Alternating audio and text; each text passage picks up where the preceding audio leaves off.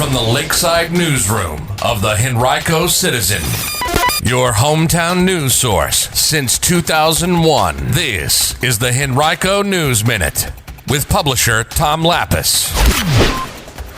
No vaccinations in Henrico's public schools. We will have details about that in today's Henrico News Minute. It's Friday, May 14th, 2021. It's brought to you today by Henrico County. And now for the news. Although school systems statewide are being encouraged to offer COVID-19 vaccinations for students 12 and older in their buildings between now and the end of the school year, Henrico schools officials are not planning to do so.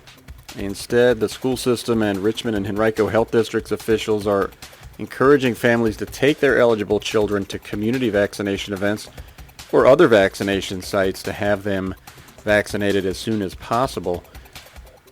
During a call with state media members yesterday, State Superintendent of Instruction James Lane told reporters that he had encouraged all local school division superintendents in a call on Tuesday to host vaccination clinics in their schools.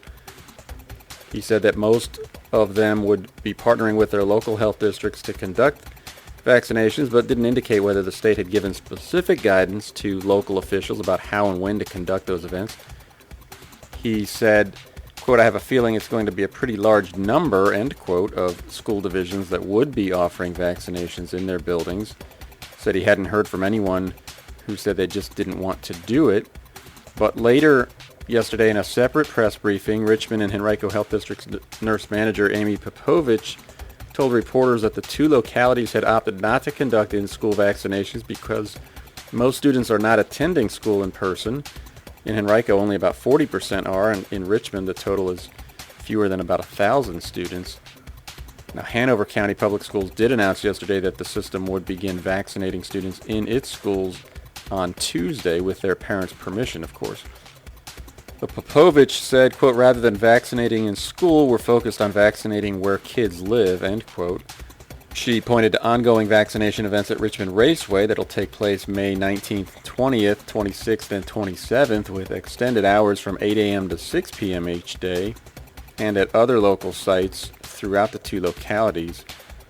A full list is available at vax.rchd.com,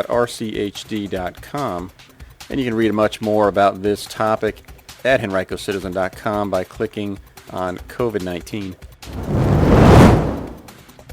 Also, yesterday, the Henrico School Board voted to turn Friday, June 18th into a student holiday in honor of Juneteenth, which falls the following day this year on a Saturday. The change means that June 17th now will become the last day of school for students and teachers. Juneteenth is celebrated as the day on which word that slavery had been abolished reached the farthest western point in the United States. In 1865, that was Galveston, Texas. Governor Ralph Northam made it a permanent state holiday last summer. The school board yesterday also voted to adopt virtual learning for all students on June 8th. That's the date of the Virginia Democratic primary elections. 58 Henrico schools serve as polling places. Yesterday, Fairfield District Supervisor Frank Thornton announced that he's endorsing Jennifer McClellan in the Democratic gubernatorial primary. Thornton has represented the district on the Board of Supervisors since 1995. He said, quote, "I've known Jennifer for a long time and have watched her lead change, serve the greater Richmond community, and deliver generational progress for Virginia," end quote. McClellan's Virginia Senate District represents portions of Henrico and Richmond. She was reelected in 2019.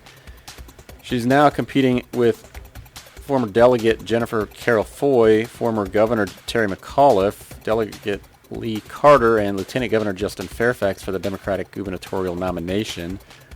The other Democrat on Henrico's Board of Supervisors, Tyrone Nelson of the Varina District, is endorsing McAuliffe. But do you know anyone named Liam? If you spend much time around babies, you probably do. It was the most popular name for boys born in Virginia and in the U.S. last year, according to the Social Security Administration. Charlotte was the most popular name for girls born in Virginia last year, while the second most popular, Olivia, also was the most popular for girls nationally. The top 5 list of boys' names among those born in Virginia last year: Number 2 was Noah. Number 3, William. Number 4, James. And number 5, Oliver. On the girls' side, number 2, as we mentioned, Olivia. Number 3, Ava. Number 4, Emma. And number 5, Sophia. You can visit socialsecurity.gov to view a list of the most popular 1,000 names for boys and girls from last year. Today's Henrico News Minute is brought to you by Henrico County, which is asking you, how do you want to hear from the county? Visit publicinput.com/Henrico News to take a brief survey.